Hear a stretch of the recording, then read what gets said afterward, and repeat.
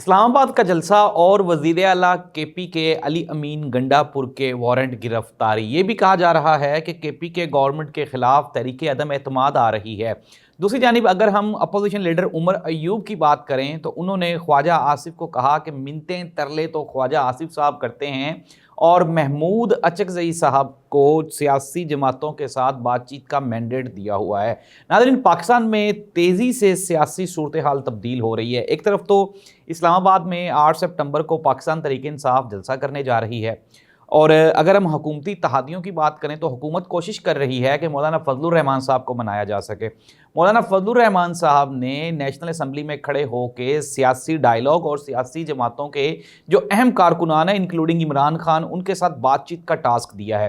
अब पाकिस्तान के पहले बाहर से आवाज़ें आ रही थीं कि आप अपने अंदर के हालात ठीक करें।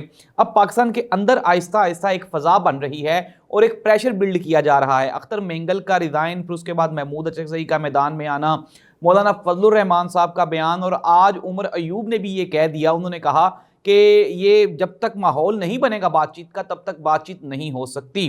और इमरान खान की तरफ से ये कह देना कि इमरान खान बातचीत नहीं चाहते, इमरान खान ने भी आज क्लैरिफिकेशन दी। उन्होंने कहा कि मैं बातचीत चाहता हूं लेकिन बातचीत वो किसी क्राइटेरिया पे होनी चाहिए, किसी एजेंडे पे होनी चाहिए, ये नहीं कि बस आप बातचीत करते रहें और फिर आप उठ जाएं।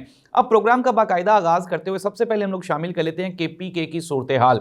8 सितंबर को जलसा है और जलसे की तमाम तर जिम्मेदारियां जाहिर सी बात है KPK से ही कहा जा रहा है कि पाकिस्तान तहरीक इंसाफ वहाँ पे मजबूत है और मजबूत होने की वजह से वहीं से ये क्राउड निकलेगा।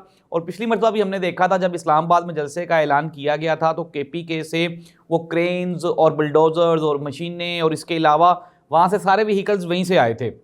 अब जाहिर सी बात है जब आपने बहुत बड़ा जलसा करना होता है उसके लिए आपको फंड्स भी दरकार होते हैं और इसके अलावा आपको मैन पावर भी रिक्वायर्ड होती है। और जाहिर सी बात है जब आप एक बड़े सूबे की आपके पास गवर्नमेंट है और वो गवर्नमेंट आपको सपोर्ट तो करेगी।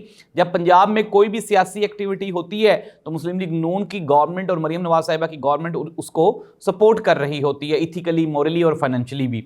अब अली अमीन गंडापुर पर यह प्रेशर बढ़ाया जा रहा है कि वो किसी भी तरह से 8 सितंबर को ना निकलें। अब पहले ये हुआ कि हमने पिछले प्रोग्राम में भी बात की कि एक प्रोग्राम में गवर्नर KPK और सलीम साफ़ी ने बैठ के अली अमीन गंडापुर पर वो जो पुराने इल्ज़ामात थे वो लगाए, फिर अली अमीन गंडापुर ने उनके खिलाफ हर्जाने का दावा किया। अब कोर्ट ने अली अमीन गंडापुर के वो जो वेपन्स असलहा नुमाइश केस था उसमें नाकाबिले ज़मानत वारंट गिरफ्तारी जारी कर दिए हैं और कहा जा रहा है कि अली अमीन गंडापुर को हर हाल में गिरफ्तार करके अदालत में पेश किया जाए।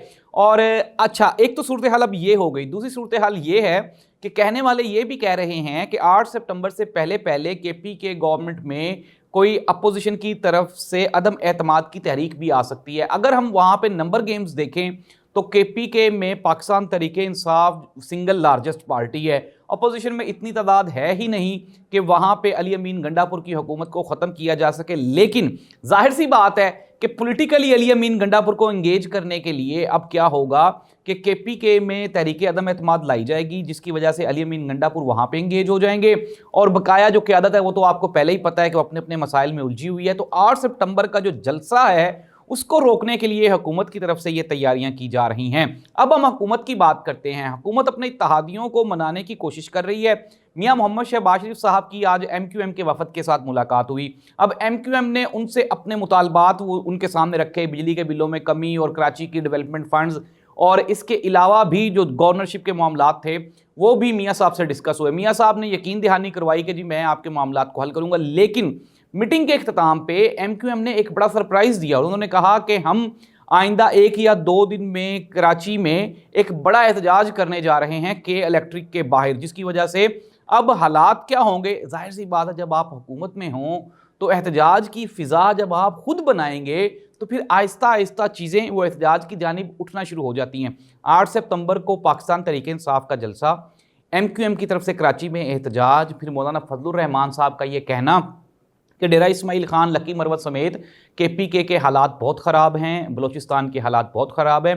फिर बलोचिस्तान में जो उनके बलोच रहनुमा हैं, सियासतदान हैं, उनकी तरफ से भी आवाज़ का उठना। इट मीन्स दैट कि आने वाले चंद दिनों में पाकिस्तान में जो एहतजाज की एक फ़िज़ा है वो कायम होने जा रही है। और हुकूमत में पहले भी आपको बता चुका हूं कि हुकूमत कच्चे धागे के सहारे खड़ी है और इस्टेब्लिशमेंट की अगर थोड़ी सी भी सपोर्ट इस तरफ से उस तरफ हो गई तो फिर मामला ख़राब हो जाएंगे। अच्छा, अब इस्टेब्लिशमेंट क्या चाह रही है? जाहिर सी बात है आपको जो मेजर रोल प्ले करना है वो तो जाहिर सी बात है वो इस्टेब्लिशमेंट ने प्ले करना है। अब इस्टेब्लिशमेंट जो चाहेगी इस मुल्क में वही होने वाला है।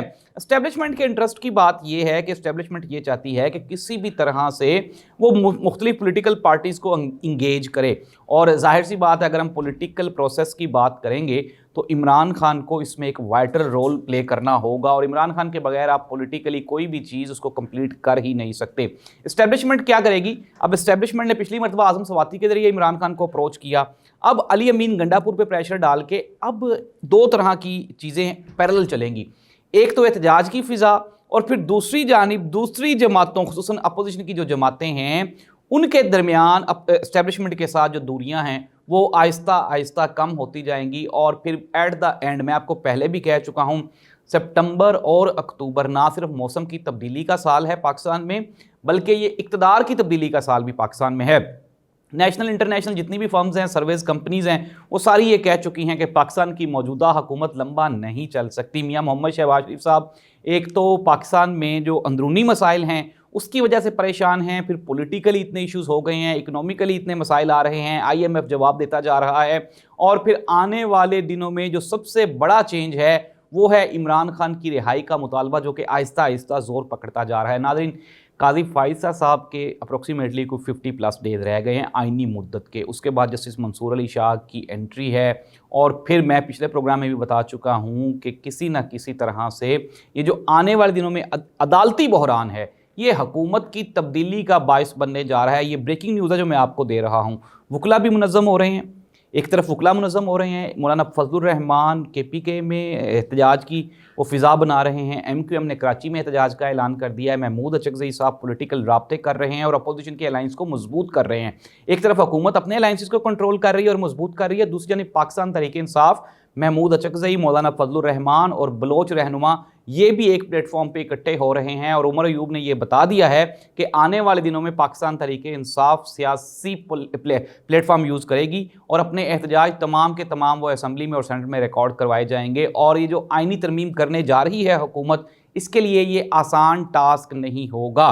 मतलब ये है कि आने वाला जो अगला महीना है इमरान खान के लिए, पाकिस्तान की सियासत के लिए, पाकिस्तान की हुकूमत के लिए और सिवाय पाकिस्तान की आवाम के सबके लिए ये अहम है, क्योंकि आवाम ने तो अभी मज़ीद सेक्रीफाइस करना है। अल्लाह इस मुल्क का हामी और नासिर हो और मामलात कहीं ना कहीं बेहतर हो जाएं। अल्लाह हाफिज़।